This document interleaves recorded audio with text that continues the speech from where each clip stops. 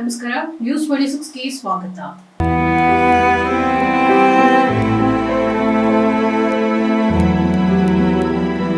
ಚಿತ್ರದುರ್ಗ ಕ್ಷೇತ್ರದ ಮಾಜಿ ಲೋಕಸಭಾ ಸದಸ್ಯರು, ಶಿರಾ ವಿಧಾನಸಭಾ ಕ್ಷೇತ್ರದ ಮಾಜಿ ಸದಸ್ಯರು ಶ್ರೀ ಸಿಪಿ ಮೂಡಲಗಿರಿಯಪ್ಪ ಅವರು ದೈವಾಧೀನರಾಗಿದ್ದು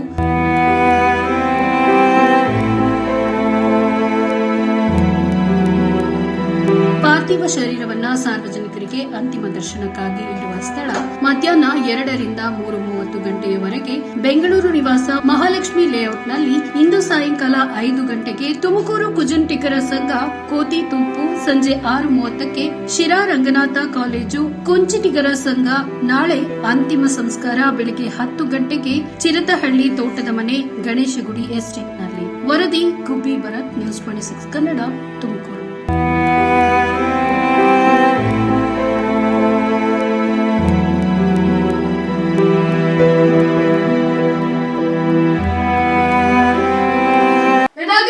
ಇವತ್ತಿನ ವಿಶೇಷ. ಇನ್ನಷ್ಟು ಸುದ್ದಿಗಾಗಿ ನೋಡ್ತಾ ಇರಿ ನ್ಯೂಸ್ 26 ಕನ್ನಡ. ನಾವು ನಿಮ್ಮೊಂದಿಗೆ.